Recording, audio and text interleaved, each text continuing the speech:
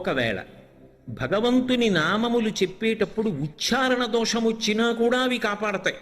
అందుకే అపశబ్దంబుల కూడియున్ హరిచరిత్రాలాపనముల్ సర్వపాప పరిత్యాగము చేయు కావున హరిన్ భావించుచున్ పాడుచున్ జపముల్ చేయుచు వినులన్ వినుచు అశ్రాంతంబు కీర్తించుచున్ తపసుల్ సాధులు ధన్యులౌదురు కదా తత్వజ్ఞ చింతింపుమా అంటాడు నారదుడు వ్యాస భగవానుడితో మాట్లాడుతూ. అసలు కలియుగంలో తరించడానికి మార్గం ఏమిటో నీకు తెలీదా వ్యాస భగవానుడా? అపశబ్దంబుల కూడియున్, మాట్లాడుతున్నప్పుడు ఉచ్చారణ దోషం వచ్చినా అది భగవన్నామమైతే మాత్రం మనిషిని కాపాడేస్తుంది. అందుకే బిడ్డ పేరు పెట్టి పిలిచిననైన విశ్రామ కేళినైన పద్య గద్య గీత భావార్థములనైన కమలనయను తలుప కలుషహరము. బిడ్డకి భగవంతుడి పేరు పెట్టుకుని బిడ్డని పిలవడం కోసం పిలిచినా సరే, లేదు ఏదో ఆట ఆడుకుంటూ అవతల వాళ్ళకి ఆ పేరు మనకి ఈ పేరు పెట్టుకుని ఏదో ఆడుకుంటూ అవతల పక్షం విశాలాక్షి యువతల పక్షం భ్రమరాంబ పక్షం అనుకుని పిలుచుకున్నా, లేదు పద్యంలోనో గద్యలోనో గీతంలోనో ఆ పేర్లు పలికిన అవి చివరికి ఏం చేస్తాయంటే పాపములను పోగొట్టి భగవంతుని వైపుకి తీసుకెళ్ళిపోతాయి. ఎందుకంటే నామమునకున్న శక్తిని నామిని తీసుకొస్తుంది. నేను ఇప్పుడు ప్రవచనం చేస్తుంటే ఎవరో సభలో మధ్యలో లేచి అకస్మాత్తుగా కోటేశ్వరారో అని పెద్ద కేకేశాడు అనుకోండి, నేను చటుక్కున చూస్తాను. ఎందుకని అంటే నా పేరు పలికితే నేను అటువైపుకి తిరుగుతాను. నామిని నామము లాగుతుంది, అది దాని శక్తి. మీరు తెలిసి కానీ తెలియక కానీ భగవన్ నామములను ప్రాతకాలంలో పలికారనుకోండి, మల్లికార్జునుడి దృష్టి మీ వైపుకి తిరుగుతుంది, భ్రమరాంబ దృష్టి మీ వైపు తిరుగుతుంది. ఇంకేం కావాలి? అది సాధారణ ప్రయోజనం. మీకు తెలిసినా తెలియకపోయినా ఓసారి అలా అంటే చాలు. అందుకే శ్రీశైల సుప్రభాతానికి ఉన్న గొప్పతనం ఏమిటంటే నామముల యొక్క ప్రస్తావన చాలా ఎక్కువగా ఉంటుంది. ప్రకృతి సంబంధమైనటువంటి విశేషములు ఇంచుమించు లేవనే చెప్పవలసి ఉంటుంది. అందువలన అందులో మీరు ఏ ఒక్క పాదం పలికినా, ఒక నామం పలికిన, ఒక శ్లోకం పలికిన అది కాపాడి తీరుతుంది. అందున ప్రభాతకాలం బ్రాహ్మీ ముహూర్తం కాబట్టి. అందుకే శంభో సురేంద్రనుత శంకర శూలపాణి చంద్రావతంశ శివ శర్వ పినాకపాణి గంగాధర క్రతుపతే గరుడధ్వజాప్త శ్రీమల్లికార్జున విభో తవ సుప్రభాతం. 11 నామములు చెప్పారు ఇందులో. 11 నామములు ముందు చెప్పడం ఎందుకు అంటే, మొట్టమొదట 11 నామాలతో మొదలు పెట్టడం ఎందుకు అంటే, శివుడు ఏకాదశ రుద్రస్వరూపంగా ఉంటాడు. అందుకని 11 నామాలున్న శ్లోకాన్ని మొదటికి తీసుకొచ్చారు. శ్రీశైల సుప్రభాత కూర్పుకున్నటువంటి అందం అది. అందులో మొట్టమొదట చెప్పినటువంటి నామమే శంభో అని మొదలుపెట్టారు. నిన్నటి రోజున మీకు నేను చెప్పాను, శంభావయతీతి ఇది శంభు. సుఖము ఒక భావన. ఎందుకనంటే ఒకడికి ఉంటే సుఖం, ఒకడికి లేకపోతే సుఖం. నేను ఎందుకంటున్నానంటే ఈ మాట, ఒకడు డబ్బు ఉందనుకోండి సంతోషిస్తాడు, ఒకడు డబ్బు లేదనుకోండి సంతోషిస్తాడు. అలా కూడా ఉంటారా అండి అంటే ఉంటారు. కుచేలుడు కృష్ణుడి దగ్గరికి వెళ్ళి రూపాయి అడగలేదు, ఆయన ఇవ్వలేదు. ఆయన తిరిగి వచ్చేస్తున్నాడు. ఆయనకి మధ్యలో గుర్తొచ్చింది, నాకు కృష్ణుడు ఏమి ఇవ్వలేదని. గుర్తొచ్చిన తర్వాత ఆయన ఒక్క క్షణం ఆలోచించాడు, ఇంత ఉన్నవాడు నాకేమి ఇవ్వలేదు ఏమిటి అని. అప్పుడు అనుకున్నాడు, ఓహో ధనాన్ని పొందితే రేపు పొద్దున్న భగవంతుణ్ణి విస్మరిస్తాడు, పాడైపోతాడని కృష్ణుడు నాకు ఇవ్వకుండా కాపాడాడనమాట అని ఎగిరి గంతులేసి ఇంటికి వెళ్ళిపోయాడు. సరే తర్వాత అవన్నీ భగవంతులవి ఇచ్చాడు, అయినా ఆయన దాంతో తాదాత్మ్యత చెందలేదు. ఒక్కొక్కడికి ఉన్నది సుఖం, ఒక్కొక్కడికి లేనిది సుఖం. సుఖము ఖచ్చితముగా ఇదే సుఖము అని చెప్పడం సాధ్యం కాదు. ఒకడికి వంకాయ కూర సుఖం, ఒకడికి వంకాయ కూర చూస్తే వాంతి వస్తుంది.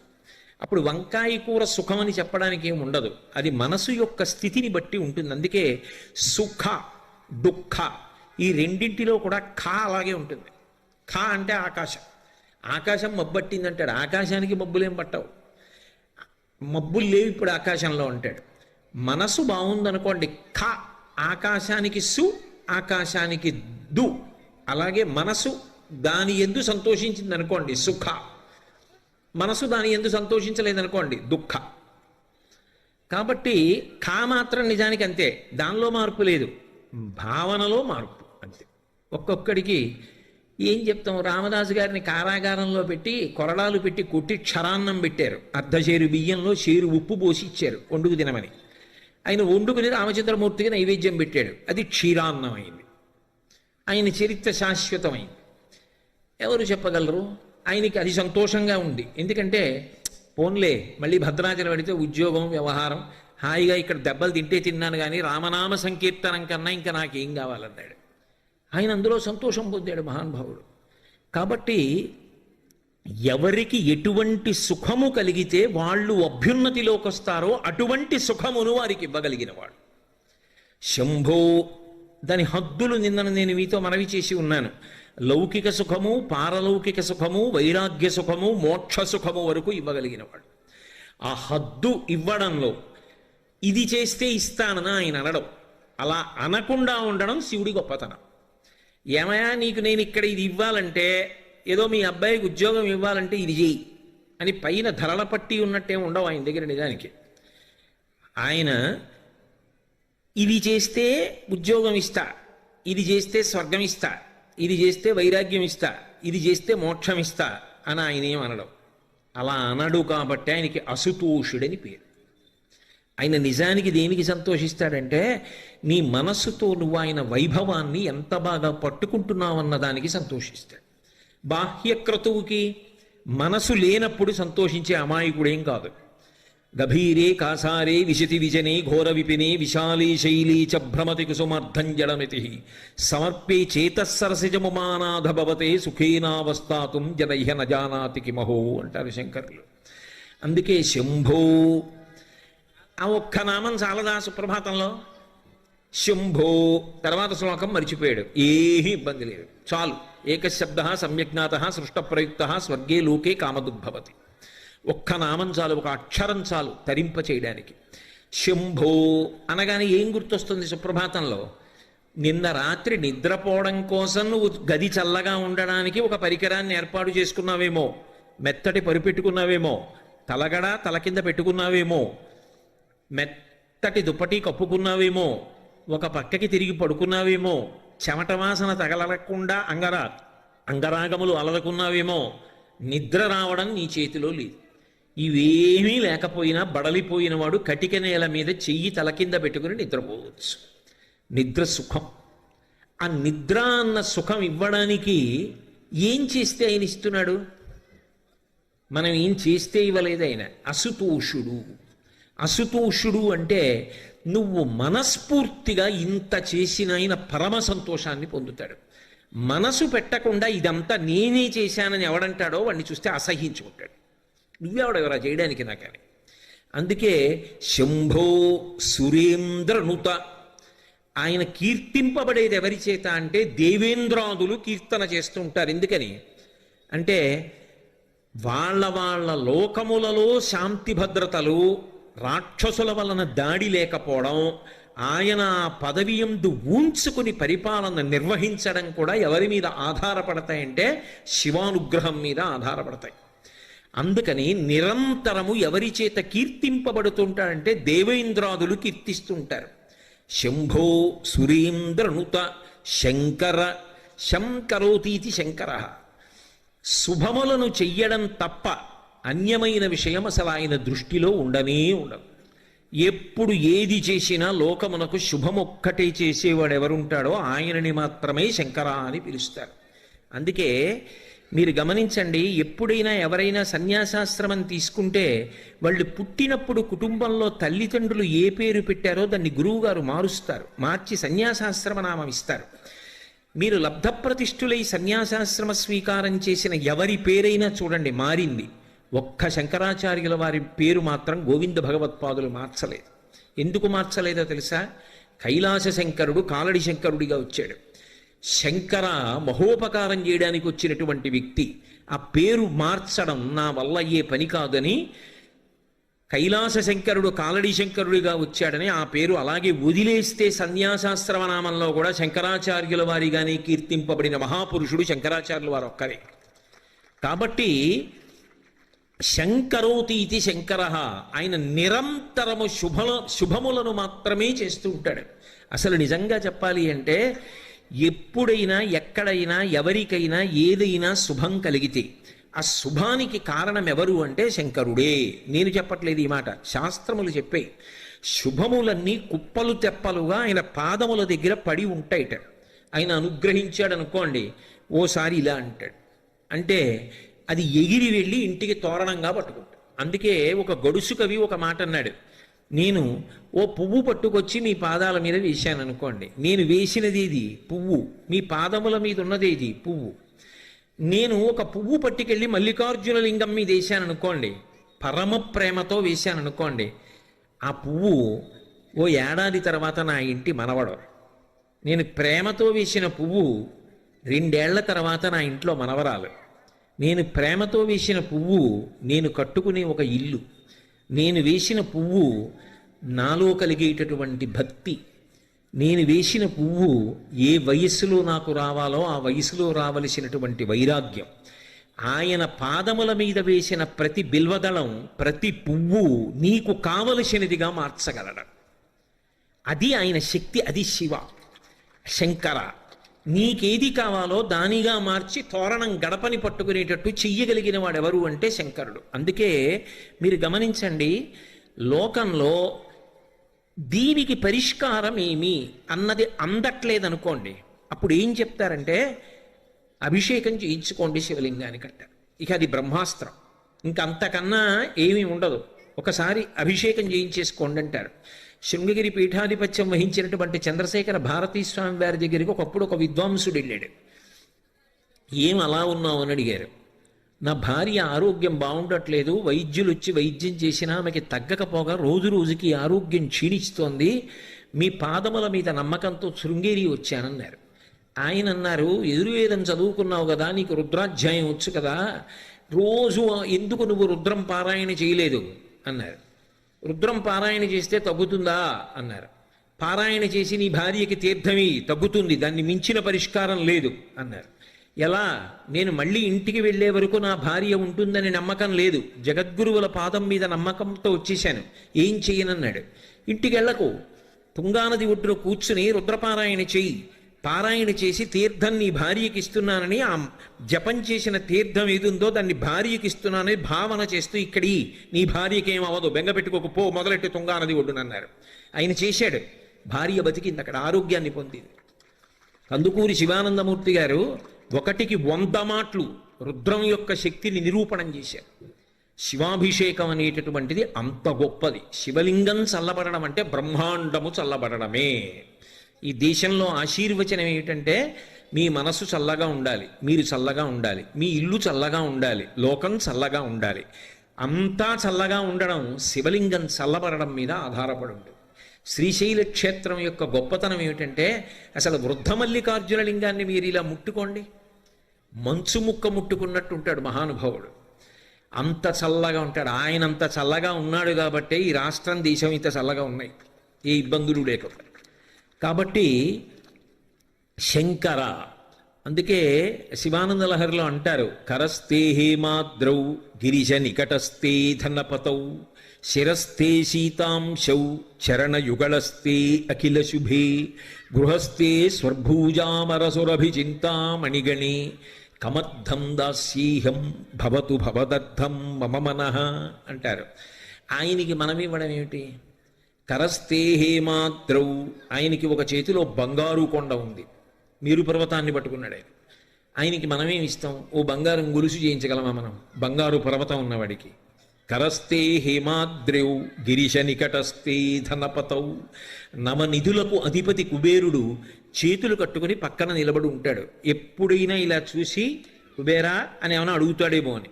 అప్పటి నుంచి ఇప్పటికి అడగలేదు, అడగడు కూడా. నవనిధులకు కుబేరుడు అధిపతి కావడానికి కారణం శివానుగ్రహం. కాబట్టి నికటస్థే ధనపతౌ గృహస్థే స్వర్భూజామరసురభిచింతామణిగణి. ఆయన ఇంట్లో కామధేనువులు, కల్పవృక్షములు, చింతామణులు ఇవన్నీ కుప్పలు తెప్పలుగా ఉన్నాయి. ఇంకా మనమేమి ఇస్తాం ఆయనకి? శిరస్థే శీతాంశౌ, ఆయన శిరస్సు మీద చంద్రవంక ఉంది. చరణయుగళస్తే అఖిల శుభౌ. అమాయకత్వం ఏమిటంటే శివుడికి నేనేదో చేసి పెట్టానన్నా, అసలు నీకు ఆ చేసి పెట్టే అదృష్టం ఇచ్చినవాడు ఆయన. ఆయన కాలిలా కదిపితే చరణయుగళస్తే, ఆయన పాదముల దగ్గర శుభములన్నీ పడి ఉంటాయి. మనం పువ్వు వేసామనుకోండి, పరమభక్తితో వేసామనుకోండి, దాన్ని మనవడిగా మార్చి ఇలా అంటాడు. వాడు ఎగిరొచ్చి కొడుకు ఒళ్ళో పడుకుంటాడు, తోరణం పైన కట్టి వాడి తాతయ్య సంతోషంగా బాలసారి చేస్తాడు ఇంట్లో. ఆయన పాదముల మీద శుభాలన్నీ ఉన్నాయి. ఇంకా నేనేమిస్తాను? నేను ఇవ్వగలిగింది ఒకటే, కమర్థం దాస్యేహం భవతు భవదర్థం మమ మనః. నీ మనసు ఆయన పాదముల దగ్గర పెట్టి పూజ చేయించాలి. అది పెట్టించడం శ్రీశైల మల్లికార్జున సుప్రభాతం యొక్క గొప్పతనం. అందుకే నీకు తెలిసి నామమునందు రమించావా అదృష్టం, నీకు తెలియదు ఇంకా అదృష్టం. ఎందుకని? నీకేం తెలియక్కర్లేదు, ఆ నామం పలికితే చాలు. కోటేశ్వరరావు అన్న మాటకి అర్థమేమి, అందులో ఎన్ని అక్షరములున్నవి, ఆ అక్షరములలో ప్రతిపాదింపబడిన విశేషార్థములేమి, ఇవన్నీ తెలియక్కర్లేదు. కోటేశ్వరరావుని మీరు పిలవడానికి, నేను చూడ్డానికి. అంత తెలిసి పిలిచినా నేనే చూస్తాను, ఏమీ తెలియకుండా పిలిచినా నేనే చూస్తాను. సుప్రభాతంలో మీరు శంభో సురేంద్రనుత శంకర శూలపాణి అంటే తెలిసి పిలిచిన వాడికి అలాగే చూస్తాడు, తెలియక పిలిచిన వాడికి అలాగే చూస్తాడు. అందుకే తరించడానికి అవకాశాన్ని మల్లికార్జున సుప్రభాతమునందు ప్రతిపాదన చేశారు. ఆయన నామములకు ఎక్కువ ప్రాధాన్యత ఇచ్చారు. శంభో సురేంద్రనుత శంకర శూలపాణి, చేతిలో త్రిశూలం పట్టుకుని ఉంటాడు. ఆ కూర్చడంలో కూడా సొబగేమిటంటే, సుప్రభాత పఠనం చేసేటప్పుడు ఉద్వేగంతో ఉండకూడదు. అది చాలా సాత్వికంగా మనసు రమిస్తూ ఎంతో సంతోషంగా పలకాలి. అది కూడా మెట్టెక్కుతున్నట్టుగా ఉండాలి. ఎంత అందంగా ఉండాలంటే, సుప్రభాతం పాడుతున్నప్పుడు మీలో ఒక పరవశం ఉండాలి. ఆ పరవశం, మీరు అటువంటి వాణ్ణి చూడాలి చూడాలి చూడాలన్న సంతోషం ఉండాలి. నిన్న మీకు చెప్పాను కదా, నతిరియం, పార్వతీ పరమేశ్వరులను కలిపి నమస్కారం. వాళ్ళు కనబడినప్పుడు అలాగే కనబడాలి. నమ శివాభ్యాం నవయవ్వనాభ్యాం పరస్పరాశ్లిష్ట వపుర్ధరాభ్యాం నగేంద్ర కన్యా వృషకేతనాభ్యాం నమో నమ శంకర పార్వతీభ్యాం అని. ఆయన కనపడినప్పుడు సంతోషం అనేటటువంటిది ఎలా ఉండాలి? పొంగు కింద ఉండాలి. పాలు పొంగుతున్నాయనుకోండి, అప్పుడు నేను అంత దూరంలో ఉంటే పాపం వాడు వచ్చేదాకా ఆగుదామని మెలిమెలిగా పొంగవు, చర్రున పొంగిపోతాయి అంతే. ఆ దర్శనం చెప్పినప్పుడు పొంగు అలా వెళ్ళాలి. అందుకే ఆ శ్లోకాల యొక్క రీతి అలా పెడుతుంది. అమలం కమలోద్భవ గీత గుణం సమదం సమదాసురనాశకరం రమణీయ రుచిం కమనీయ తనుం నమః సంబ శివం నతపాపహరం శివం శంకరం బంధురం సుందరేశం నటేశం గణేశం గిరీశం మహేశేందు నేత్రం సుగాత్రం మృడానీపతిం శ్రీగిరీశం హృదా భావయామి అంటున్నాం. ఆ అందం, ఆ వెళ్ళడంలో ఆ అందాన్ని అంత గుప్పించారు శ్రీశైల సుప్రభాతంలో. అందుకే అది చదువుతున్నప్పుడు మొదట స్వామికి మేలుకొలుపు పలుకుతున్నాం అన్నప్పుడు ఆ సౌమ్యత, ఆ అందం అలా నడవాలి. అందుకే నామములను గుదిగుచ్చేటప్పుడు ఎక్కడా ఉచ్చరించడంలో కష్టపడవలసిన అవసరాన్ని తీసుకురాల. శంభో సురేంద్రనుత శంకర శూలపాణి, అందులో శకారం అంతా తిరిగింది. ఆ శకారం బాగా తిరగడంలో ఏమవుతుందంటే శాబ్దిక సౌందర్యం, గొప్ప అందము ఆవిష్కృతమవుతుంది. చదువుతున్నప్పుడు మీకే ఒక సంతోషంగా ఉంటుంది. నేను నిజం చెప్తున్నాను, మీరు మల్లికార్జున సుప్రభాతం ఇంట్లో చదువుతున్నారనుకోండి, పరవశించి అలా వెళ్ళి బయట ప్రకృతి వంక చూస్తూ ఇంకా చీకటి చీకటిగా ఉండగా ఒక్కసారి శ్రీశైలాన్ని, శ్రీశైల దేవాలయాన్ని, ఆ మల్లికార్జున దేవాలయం, పెద్ద నందీశ్వరుడు, రత్నగర్భ గణపతి పీఠం మల్లన్న గారు, ఇవన్నీ జ్ఞాపకం చేసుకుని ఓసారి ఆ సుప్రభాతం జరుగుతూ శంభో సురేంద్రనుత శంకర శూలపాణి చంద్రావతం శివ శర్వ పినాకపాణి గంగాధర క్రతుపతే గరుడధ్వజాప్త శ్రీమల్లికార్జున విభో తవ సుప్రభాతం అనండి. మీ ఇంట్లో చదువుకునే పిల్లలు అంటారు, నోట్లో చదువుకుంటావా తాత, నాకు దీని మీద దృష్టి పెట్టలేకపోతున్నానంటాడు, అది లాగేస్తుంది. అలా గుచ్చారు. ఆ నామాలని గుడిగుచ్చినప్పుడు కూడా అంత అందము శబ్దమునందు ఆవిష్కృతమవుతుంది. ఇక దానిలో మీరు రమించగలిగితే ఏ ఒక్క శ్లోకం చెప్పినా, ఒక్క నామం చెప్పినా, ఒక పాదం చెప్పినా మీ మనసు మల్లికార్జున లింగం దగ్గరికి వెళ్ళిపోతుంది. మీరు బాహ్యంలో ఎక్కడుంటే ఏమంటే, నా ఉద్దేశ్యం ఇంట్లో ఉండిపోయినా శ్రీశైలంలో లేనివారు మీరేం కాదు, మీరు శ్రీశైలంలోనే ఉన్నారు. సుప్రభాతం తెల్లవారుజామున మిమ్మల్ని మల్లికార్జునలింగం దగ్గరికి, భ్రమరాంబ దగ్గరికి తీసుకురాగలదు. అదొక యోగ విద్యలంటిది. అందుకే శంభో సురేంద్రనుత శంకర శూలపాణి. శూలపాణి అంటే చేతిలో త్రిశూలం పట్టుకున్నాడు. శూలము అంటే ఏదో ఒక్క అంచు మాత్రమే ఉండి గుచ్చడానికి పనికొచ్చేది కాదు, త్రిశూలం. ఏమిటా త్రిశూలం అంటే ఆయనకి అలా ఉంటే సరదాగా ఉంటుందండి, అందుకని అలాంటి ఆయుధం పట్టుకున్నాడన్నది అన్వయం కాదు. ఆయన అలా ఎందుకు పట్టుకుంటాడో శివమహాపురాణంలో చెప్పారు. త్రైగుణ్యం శూలమేతస్యాపరసు సత్యనిష్టత అన్నారు. 3 గుణములకు ఆయన అతీతుడు. 3 గుణములకు అతీతుడై సత్వమునందు కాని, రజస్సునందు కాని, తమస్సునందు కాని, శుద్ధ సత్వమునందు కాని ఉండకుండా. అందుకే ఇలా 3 ఉంటే ఈ 3 ఒక ఊచకుంటాయి. ఆ ఊచ పట్టుకుంటాడు. అంటే శుద్ధ సత్వము సత్వము కన్నా గొప్పది. నిజానికి ఈ 3 గుణములలో తిరిగి తిరిగి తిరిగి తిరిగి శుద్ధ సత్వములో కెడతారు. శుద్ధ సత్వము కూడా ఎవరి చేతులలో ఉన్నదంటే ఆయన చేతులలో ఉన్నది. ఆ స్థితికి మూడిటిని 4టిని దాటి ఎప్పుడు తనలో తాను రమిస్తూ ఉండగలిగినటువంటి గొప్ప స్థితి ఆయనది. అందుకే ఆయనకు ఒక విచిత్రమైన పేరుంది, ఉన్మత్త శేఖరాయ నమః. పిచ్చివాడు ఏం చేస్తాడు? వాడికి బాహ్యంలో భయమే ఉండదు. అందరూ చీకటి పడిపోయిందని భయపెడుతుంటే ఆయన ఒక్కడు శ్రీశైలంలో ఎక్కడో అడవిలో కూర్చుంటాడు. కూర్చుని తనలో తాను ఏదో రమిస్తూ ఉంటాడు. ఏదో భావన, అది మనకు అందదు కాబట్టి ఆయన్ని పిచ్చివాడు ఉంటున్నాం. కానీ ఆయనలో ఏదో భావాలు ఉంటాయి. ఆయన ఏదో ఆలోచిస్తూ ఉంటాడు, ఏమిటో నవ్వుకుంటూ ఉంటాడు, ఏమిటో అరుస్తూ ఉంటాడు. శివుడు కూడా తనలో తాను రమిస్తూ ఉంటాడు. శివభక్తి పండినటువంటి వాళ్ళు ఆ స్థితికే వెళ్ళిపోతారు. అందుకే మహానుభావులు చంద్రశేఖర భారతీ మహాస్వామి శృంగగిరి పీఠాధిపత్యం వహించారు. వారు చంద్రమౌళీశ్వరారాధన చేస్తూ ఓం నిధనపతయే నమః అంటే ఇలా బిలవదళం వేసేవారు. ఓం నిధనపతాంతికాయ నమః ఇంకో దళం వేసేవారు. అంతే, చెయ్యి అలా ఉండిపోయి అలాగే ఉండిపోయేవారు. ఓ ఈయన సమాధి స్థితిలో గడిపారు, ఇక పూజ చెయ్యరని చెప్పి శిష్యులు వచ్చి సంకల కింద చేతులేసి ఎత్తి తీసుకెళ్ళిపోయి గురునివాసంలో కూర్చోబెట్టేవారు. అంతే, 10 రోజులో 11 రోజులు ఆ సమాధి స్థితిలో అలాగే ఉండేవారు. ఆ ఆనంద స్థితి అంతే. చంద్రశేఖరేంద్ర సరస్వతి మహాస్వామి కంచి కామకోటి పీఠాధిపత్యం చేశారు. పల్లకీలోకి వెళ్ళి కూర్చుంటే సమాధి స్థితిలోకి వెళ్ళిపోయేవారు. ఆఖరాఖరణ సుధా సింధోర్ మధ్యే అనేవారు. అంతే, ఆయన వెంటనే భావ సమాధిలోకి వెళ్ళిపోయేవారు. మళ్ళీ ఓ పావుగంట 20 నిమిషాల తర్వాత ఉలిక్కి పళ్ళేచి సుధా సింధోర్ మధ్యే చెప్పేవారు.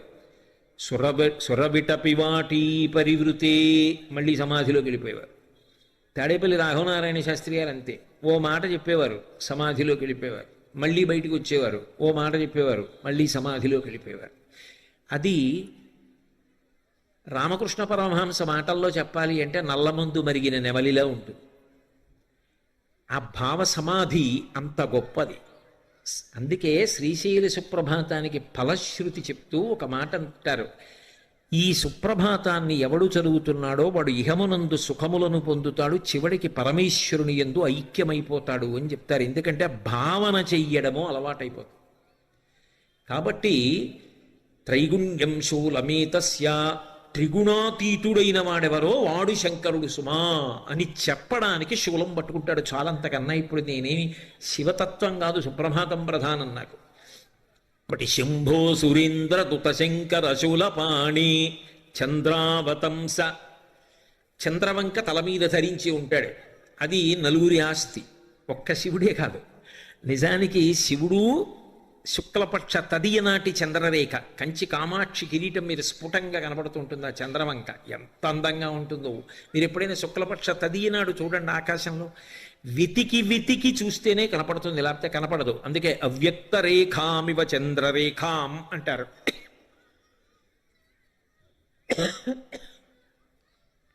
తదియనాటి చంద్రరేఖ శుక్లపక్షంలో ఎలా ఉంటుందో అటువంటి చంద్రరేఖ పరమశివుని యొక్క కిరీటం మీద ఉంటుంది. అదే అమ్మవారి కిరీటం మీద ఉంటుంది, అదే వినాయకుడి కిరీటం మీద ఉంటుంది, అదే సరస్వతీదేవి కిరీటం మీద ఉంటుంది. అందుకే శంకరుడు తెలుపు, జ్ఞానదాతా మహేశ్వర, ఆయన జ్ఞానం ఇస్తాడు. అందుకే సరస్వతి వీణ వాయిస్తుంది, శంకరుడు దక్షిణామూర్తిగా వీణ వాయిస్తాడు. శ్రీశైలం లోపలికి వస్తుంటే వీణ వాయిస్తూ దక్షిణామూర్తి లేరు. సరస్వతీదేవి చంద్రవంక ధరిస్తుంది. మీకు అనుమానమా?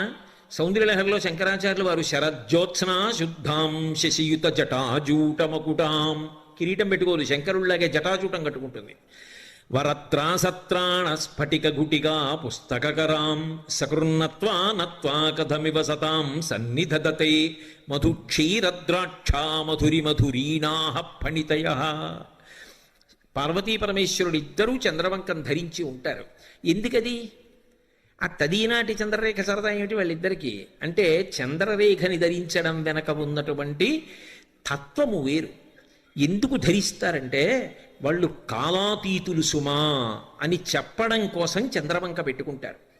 చంద్రోద్భాసిత శేఖరే స్మరహరే గంగాధరే శంకరే సర్పైర్భూషిత కంఠకర్ణ వివరే నేత్రోద్ధ వైశ్వానరే దంతిత్వకృత సుందరాంబరధరే త్రైలోక్యసారే హరే మోక్షార్థం కురుచిత్త వృత్తిమమలాం అంతైస్తు కింకర్మభిః అంటారు. చంద్రోద్భాసిత శేఖరే, కాలం నడుస్తోందని గుర్తు ఏమిటంటే చంద్రుని యొక్క ఎదుగుదల తరుగుదల దృష్టిలో పెట్టుకుని తిథి చెప్తాం.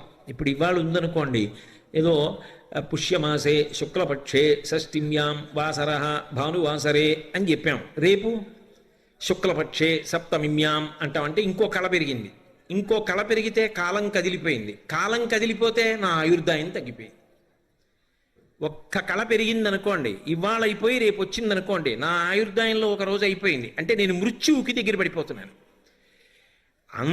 చంద్రుని యొక్క కళలు పెరిగి తరుగుతూ ఉంటే మాసములు కదిలిపోతాయి. మాసములు కదిలిపోతే ఆయువు తరిగిపోతుంది. అందుకే ఆయుర్నశ్యతి పశ్యతాం ప్రతిదినం యాతి క్షయం యవ్వనం ప్రత్యాయంతి గతాః పునర్న దివసాః కాలో జగద్భక్షకః లక్ష్మీస్తోయతరంగభంగ చపలా విద్యుచ్చలం జీవితం తస్మాన్మాం శరణాగతిం కరుణయా త్వం రక్ష రక్షాధునా అంటారు. ఆయన అలా కాలం వెళ్ళిపోతోందని చెప్పి ఆయన మృత్యువు చేత గ్రసింపబడడం. ఆయన కాలాతీతుడు, కాలమునకు అతీతముగా అలాగే ఉంటాడు. అందుకే వాళ్ళిద్దరికీ జుత్తు తెల్లబడదు, ఇద్దరి జుత్తు నల్లగా ఉంటుంది. ఇద్దరూ ఎప్పుడూ యవ్వనంలో ఉంటారు. కాలాతీతుడైన వాడెవరో వాడు మాత్రమే మనని కూడా కాలాతీతుణ్ణి చేసి మోక్షం ఇవ్వగలడు. ఇక కాలమునందు మళ్ళీ పుట్టవలసిన అవసరం, పెరగవలసిన అవసరం, తరగవలసిన అవసరం, నశించవలసిన అవసరం లేకుండా చెయ్యగలిగిన వాడు ఆయనొక్కడే. అందుకే కాలమునకు సంకేతమైన కాలుణ్ణి చంపిన, పుట్టుకకు కారణమైన కాముణ్ణి చంపిన ఆయన వల్ల సాధ్యం తప్ప అన్యుల వలన సాధ్యము కాదు.